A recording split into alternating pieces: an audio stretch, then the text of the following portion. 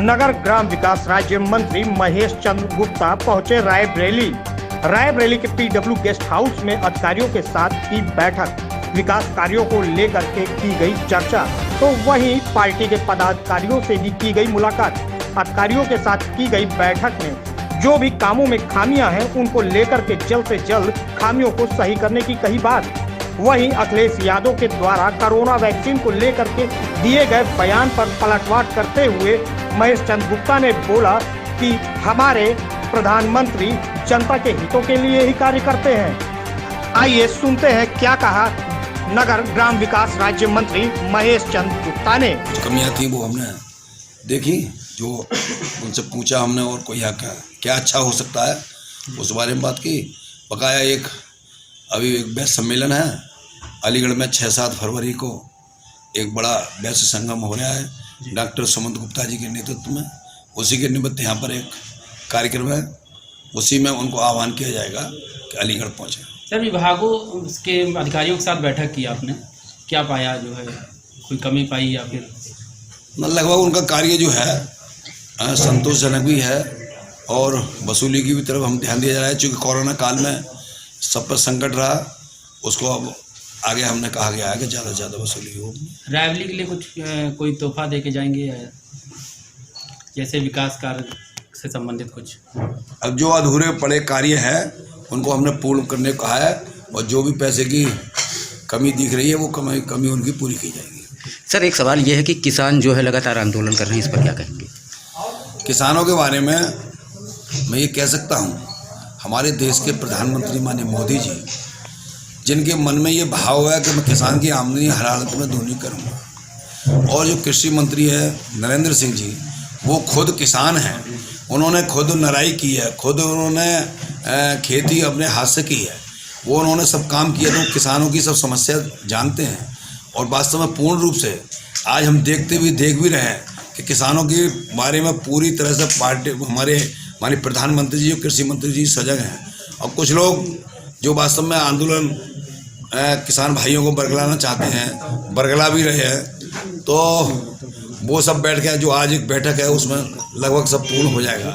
अच्छा, मैं ये कह सकता हूँ माननीय मोदी जी के बारे में, जो ये सोचते हो किसान हमारे देश की आन है, किसान हमारे देश की शान है, किसान हमारा भगवान है, जिनके मन में ये भाव हो तो वो उन पर इस बात की कोई शक कर सकता है कि वो किसानों के बारे में कोई बात नहीं सोचेंगे? जिन्होंने मन का ये भाव हो, जिनकी पूजा ये हो कि 125 करोड़ देशवासियों का सेवा मैं कैसे करूं, उन मोदी जी पे शक कर सकते हैं? जिनकी मन में ये भक्ति हो कि भारत भक्ति मेरी भक्ति है, उन मोदी जी पे कोई शक कर सकता है? जिनका धर्म ग्रंथ हो, पूज्य बाबा साहब के नेतृत्व में बना हुआ संविधान, उन मोदी जी पर कोई शक कर सकते हैं? जिनके मन का ये लक्ष्य हो कि इंडिया फर्स्ट है, यानी वो चाहते हैं विश्व में हमारी इंडिया फर्स्ट हो, सर्वोपर हो, उन मोदी जी पर शक कर सकते हैं? और मैं कहता हूँ आज विश्व में सर्वे हुआ है, उसमें मोदी प्रथम आ रहे हैं। हर देश जो है वो मोदी जी को सम्मान दे रहा है, तो कहीं ना कहीं उनका त्याग, ईमानदारी, सच्चाई, और मैं कह सकता हूँ जिनकी वाणी में दम होता है, जिनकी कथनी करनी में अंतर नहीं होता है, उन्हीं की वाणी में दम होता है। मोदी जी किसानों के प्रति पूर्ण सजग हैं, पूरी तरह से जो उन्होंने जो बोलते हैं वो करके मानते हैं। और जिन्होंने इस देश की मिट्टी की कसम खाई हो कि मैं देश को झुकने नहीं दूंगा, जो चीन कहता था मैं 20-20 किलोमीटर घुस जाता हूँ, आज वो चीन दूर खड़ा है और हमारा जवान आज चोटी पर खड़ा है। सर, वैक्सीन को लेकर क्या कहेंगे? अखिलेश यादव जी का बयान आया है। अब अखिलेश जी का जो बयान है आपने सुनाई है, जो हमारे देश के वैज्ञानिक इतने योग्य हैं और इस प्रकार से उन्होंने जो वैक्सीन दी है, हमें बड़ा उन्हें गर्व करना चाहिए। मैं तो ये कहता हूँ कोई एक बार को विपक्षी भी यानी विरोधी भी अगर सही काम करे तो उसकी मंच से तारीफ करनी चाहिए। आज हमें बड़ा गौरवान्वित है कि हमारा अपना स्वदेशी टीका बन गया, और हम इससे भी बड़ा गौरवान्वित इस बात से भी हैं जो नया स्ट्रेन आया है, जो नया वायरस आया है, उसकी भी तैयारी, उसको तहस नहस करने की तैयारी अगर विश्व में कहीं हुई है तो हमारे भारत पहला नंबर आया है। तो ऐसे लोगों पर जहाँ ये हुआ है और अखिलेश जी ऐसा बयान देते हैं, उन्हीं की पार्टी में लोग उनका विरोधाभास बयान दे रहे हैं।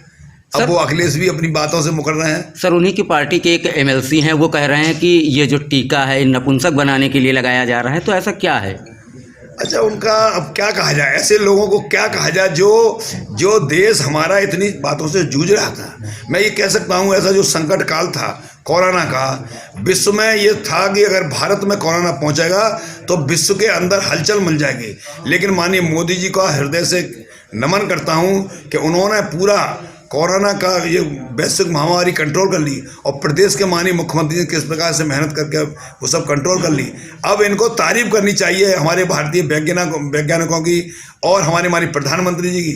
तो ये तो तारीफ क्या करेंगे, या तो इस तरह के बयान देंगे। इससे बड़ा उदाहरण क्या हो सकता है कि ये लोग जो इनका गठबंधन भी अभी पीछे मोदी जी के खिलाफ सब इकट्ठे गठबंधन हुए, आज भारत माता की जय हमारे फौज के जवान बोलते हैं, हमारे माननीय मुख्यमंत्री जी बोलते हैं, माननीय प्रधानमंत्री जी भारत माता की जय बोलते हैं, और ये 18 दलों के लोग जब इकट्ठे हुए मोदी जी के खिलाफ, किसी ने भी भारत माता की जय नहीं बोली।